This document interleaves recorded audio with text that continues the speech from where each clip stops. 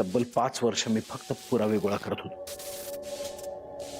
त्या दरम्यान एक मुलगा आणि 4 मुलींचा जन्म झाला. त्या वाड्यातून येणारा प्रत्येक माणूस मुलीच्या मृत्यूची तिथी एकच सांगायचा. म्हणजे प्रत्येक मुलीचा मृत्यू हा पौर्णिमेला झालाय. साहेब एक विचारू? विचारा की. म्हणजे एवढी कोवळी पोर कशाने गेली? का तर निरोप आल्यावर जावंच लागतं की. झाली का सही झाली? हा हो.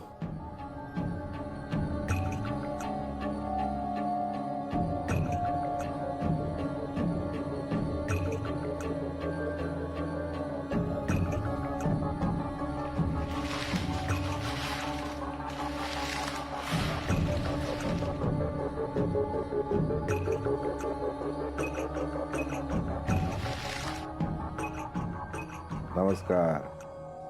येतो.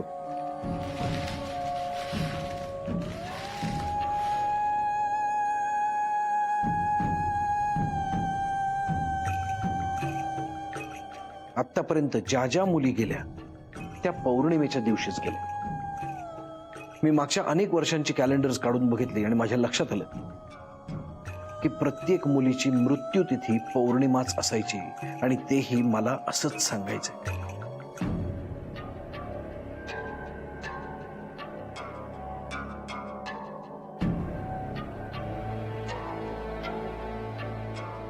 मला चांगलंच कळून चुकलं होतं की यामागे खूप मोठं षडयंत्र आहे.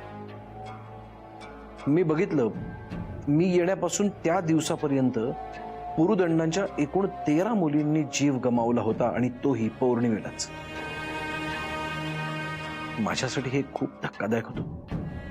पुरुदंडांचा खरा चेहरा माझ्या समोर आला होता. मी विचार करायला लागलो की आपल्याला काय करता येईल. मला काहीच समजत नव्हतं, पण मला एवढी खात्री होती की हा योगायोग नव्हता. हे खूप मोठं षडयंत्र होतं किंवा कसली तरी प्रथा, आणि मला तेच शोधून काढायचं होतं.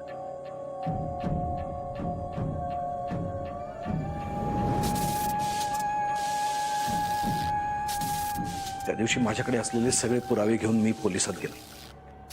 तिकडे कदम नावाचे इन्स्पेक्टर होते.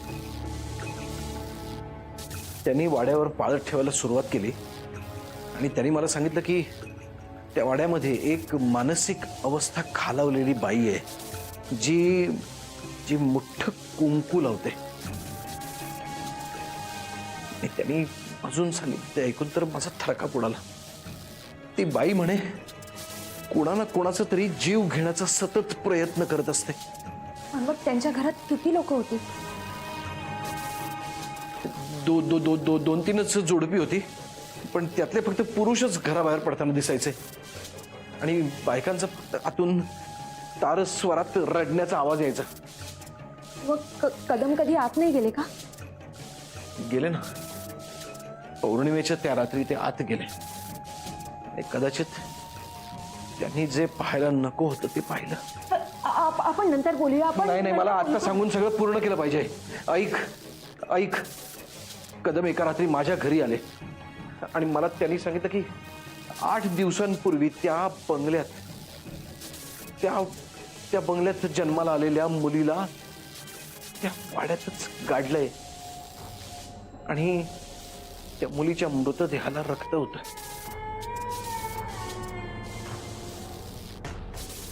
दुसऱ्या दिवशी सकाळीच मी पोलीस स्टेशन गाठलं. मला वाटलं मला कदम भेटतील, पण कदमनं ज्या अवस्थेत पाहिलं ती फारच भीषण अवस्था होती. त्यांना वेड्याचे झटके येत होते. त्यांना धड काही सांगताच येत नव्हतं. हळूहळू ते प्रकरण तिथेच मिटलं. पुढे कार्यवाही करण्यासाठी कोणीच नव्हतं. पण त्या घराने माझं मात्र खूप नुकसान केलं. माझी बायको आणि माझी 2 मुलं गेली. बस, आता तुम्ही काही बोलू नका. पुढे पास झालं. नाही, मला असं थांबता येणार नाही. माझं पूर्ण ऐकून घे. त्या घरात निष्पाप मुलींचा जीव घेतला जातो आणि त्यांना तिथेच गाडलं जातं. कारण त्यांच्यात असा समज आहे की निष्पाप मुलींचा बळी घेतल्यामुळेच त्या घरात समृद्धी नांदते. हे सगळं मला पुरुदंडांच्या कुटुंबापैकीच एकाने सांगितलं. तर तो कुठे गेला कोणास ठाऊक. बायकोसोबत पसार झाला की त्याचाही जीव घेतला या लोकांनी. काही कळायला मार्ग नाही. माझी इच्छा होती की यांना चांगली अद्दल घडवायची, त्यांना धडा शिकवायचा, पण त्यांचाच निर्वंश झाला. पुन्हा हे सगळं कसं काय सुरू झालं मग? हे सगळं दुष्टचक्र आहे. हे सगळं असंच चालू राहणार जोपर्यंत त्याचा योग्य निर्णय लागत नाही. आणि म्हणूनच मी तुला सांगतोय त्या घरात कोणालाही नांदू देऊ नकोस. कारण त्या घरात मुलीचं रक्त सांडल्याशिवाय कुठलाही संसार नांदणार नाही.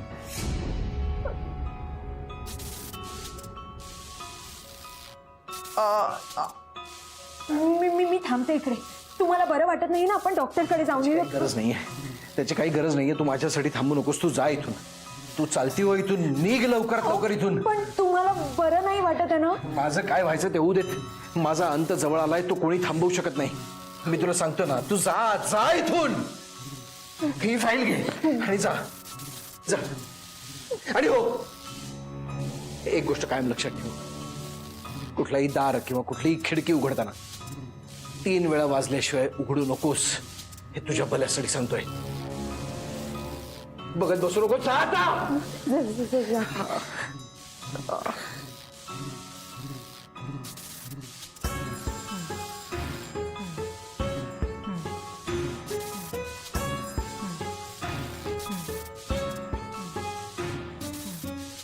घाबरवतोयस, मला घाबरवतोयस.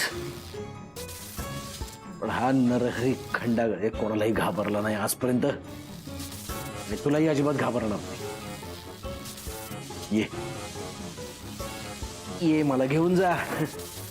आता मी गेलो ना तरी ती मुलगी तुम्हाला पूर्ण उरेल. ये पुरुदंडा. अरे ये, घेऊन जा मला.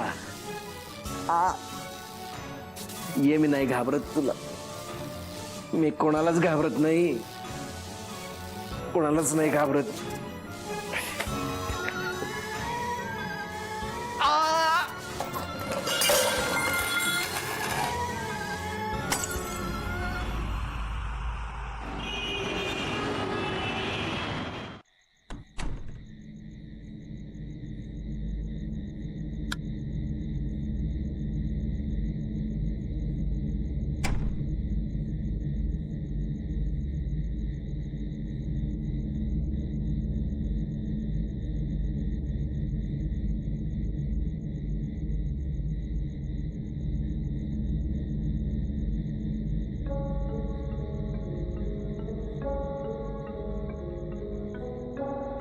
आठ दिवसांपूर्वी त्या बंगल्यात जन्माला आलेल्या मुलीला त्या वाड्यातच गाडलंय. त्या घरात निष्पाप मुलींचा जीव घेतला जातो आणि त्याला तिथेच गाडलं जातं. कारण त्यांच्यात असा समज आहे की निष्पाप मुलींचा बळी घेतल्यामुळेच त्या घरात समृद्धी नांदते. कित्येक निष्पाप मुलींचा जीव घेतलाय त्या मृत्युंजय बंगल्याने. पण नाही, आता यापुढे त्या बंगल्याला मी कोणाचाही जीव घेऊ देणार नाही.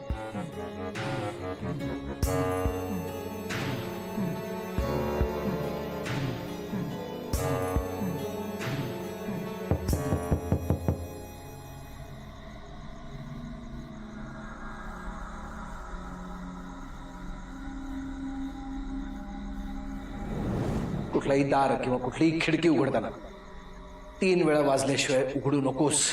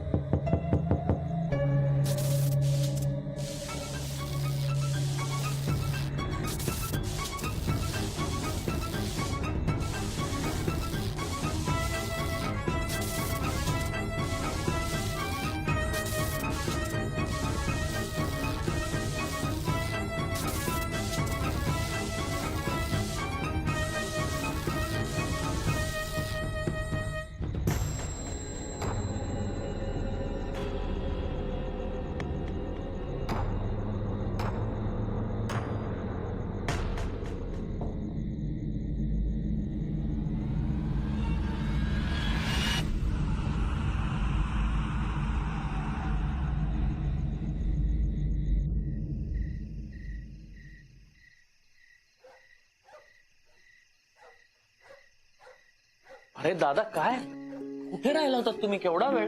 अरे काही विचारू नकोस. काय झालं? गाडी खराब झाली म्हणून. पण तुमचे फोनही लागत नव्हते.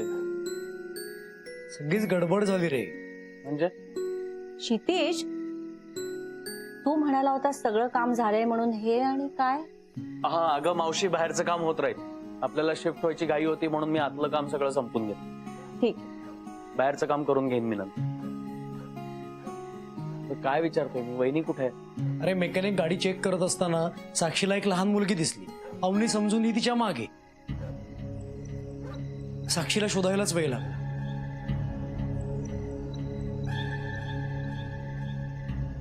वहिनी हं. चला जायचं आत. हो. या.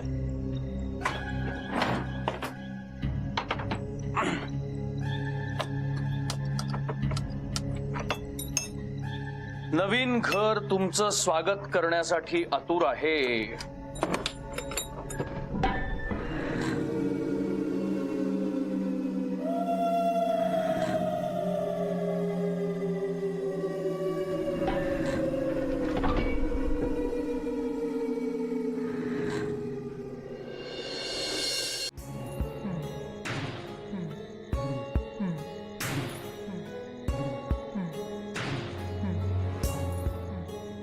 खंडागळे म्हणतात ते खरंय. मृत्युंजय बंगल्यात झालेला प्रत्येक मृत्यू पौर्णिमेलाच झालाय.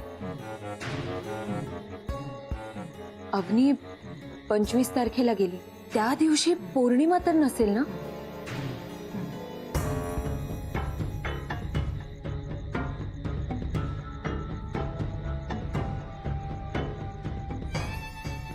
म्हणजे अग्नी सुद्धा पौर्णिमेलाच गेली. याचा अर्थ त्या मृत्युंजय बंगल्यानेच तिचा जीव घेतला.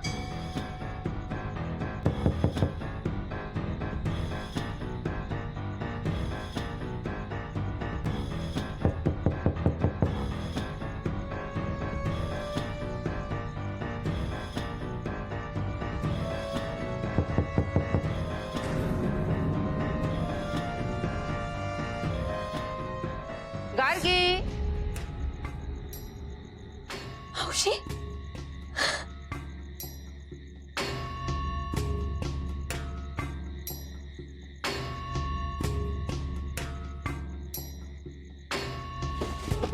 गार्गी दरवाजा उघड. अगं किती वेळ? आले आले.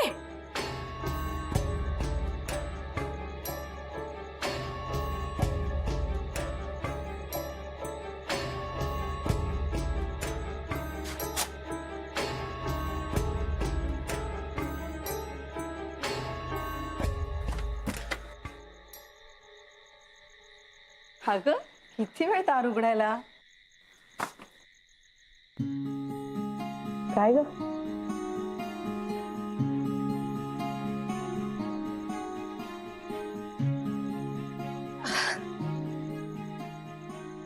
प्रवास कसा झाला तुमचा? उत्तम.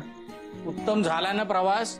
मग आता पुढचे 4 दिवस घरात पाय दुखतायत असं करत बसू नका. अहो असं म्हटलंय का मी? उगीच काहीतरी बडबडू नका. वास्तुदेवता कायम तथास्तु म्हणत असते. आणि वास्तुदेवता तुमचीच वाट बघत होती. चला या. कशी आहेस बाळा? मजेत.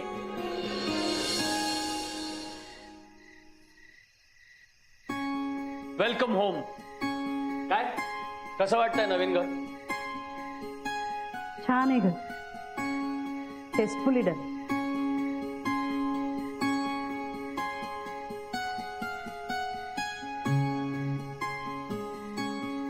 थँक्यू. आवडले मला. क्षितिज, खरंच सुरेख घर आहे. मावशी तुला आवडलं ना?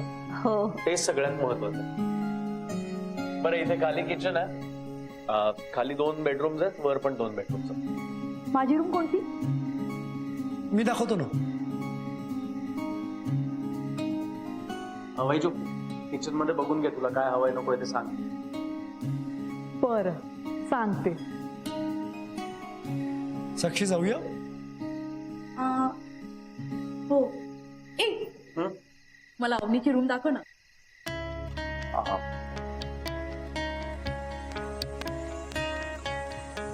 अगं तिला आता जरा खालीच खेळू दे, नंतर दाखवेल तो. अहो किती वेळ लागणार आहे? 2च तर मिनिटं लागणार आहे. हे दाखवणार आहे. वहिनी मी दाखवतो उद्या. का? आज तिला माझ्याच खोलीत झोपू द्या, चालेल? हो चालेल. चालेल. वैजू, तिला आठवणीने दूध दे. दूध द्यायला विसरू नकोस हं रात्री झोपताना. वय साक्षी चल. हो.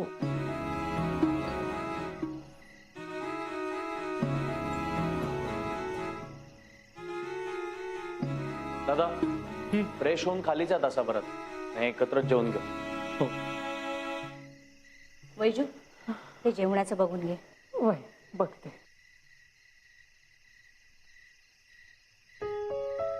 क्षितिज, आज तुझे बाबा असते तर त्यांना तुझा खूप अभिमान वाटला असता. मावशी मलाही बाबांची खूप आठवण येते. अरे राहू दे, खूप मोठा हो. चल मला माझी रूम दाखवतो. हो, तुला रूमही दाखवतो आणि घरही दाखवतो.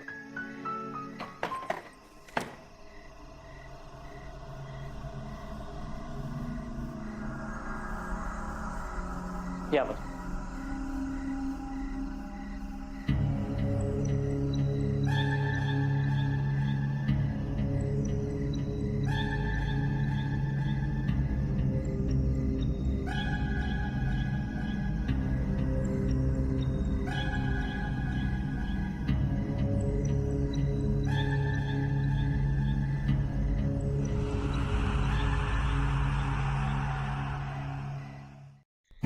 गार्गी, खूप आठवण येत होती का ग आमची? किरण, बघतेस ना मायलेकींचं प्रेम कसं ओतू चाललंय. असू दे हो, इतके दिवस ती एकटीच होती ना, म्हणून तिला जरा भरून आलं असेल. हो ना गार्गी? बरं, मी जरा हातपाय धुवून येऊ. मी पण आलो फ्रेश. हो आलेच.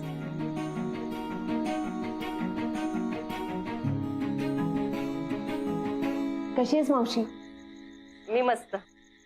तू कशी आहेस? मजेत. कसं चाललंय तुझं ऑफिस? चाललंय. तू आज दिवसभर घरी नव्हतीस म्हणे. मला निलयने फोन करून सांगितलं. कुठे होतीस दिवसभर?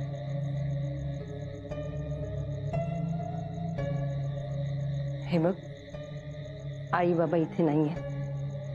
ते येण्याच्या आधी खरं खरं मला सांग, कुठे गेली होतीस तू दिवसभर? मावशी, मी जर तुला सांगितलं तर तू चिडणार नाहीस ना? बोल. मी मृत्युंजय बंगल्याबद्दलची माहिती काढायला गेले होते. गार्गी, तुला 1000 वेळा सांगितलंय मी, तू का करतेस या सगळ्या गोष्टी? एक तर आम्ही इथे नव्हतो, त्यात तू अशा गोष्टी करतेस. एकदा तुला अनुभव आलाय, पुरेसा नाहीये का तुला? मावशी अगं पण नाही ना, बिन नाही. तू का गेली होतीस तिकडे? अगं तू चिडू नकोस ना, माझं पूर्ण ऐकून घे ना, काय झालं ते. काय झालंय? तू थांब स्वाती, मला हिच्याशी बोलू दे. मला सांग, तू का गेली होतीस? खंडागळे नावाचे एक अधिकारी आहेत, ते तहसील ऑफिसमध्ये कामाला होते. मृत्युंजय बंगल्याची बरीच माहिती होती त्यांच्याकडे, आणि फक्त माहिती नाही हा, पुरावे सुद्धा होते. तो ती फाईल घेऊन आले मी. गार्गी, तुला किती वेळा सांगू, मृत्युंजय बंगल्यांच्या संदर्भात एकही गोष्ट मला या घरात नकोय. तू का ऐकत नाहीस माझं? दे ती फाईल, मला दे आत्ताच्या आत्ता. अगं पण का? गार्गी, मला ती फाईल दे.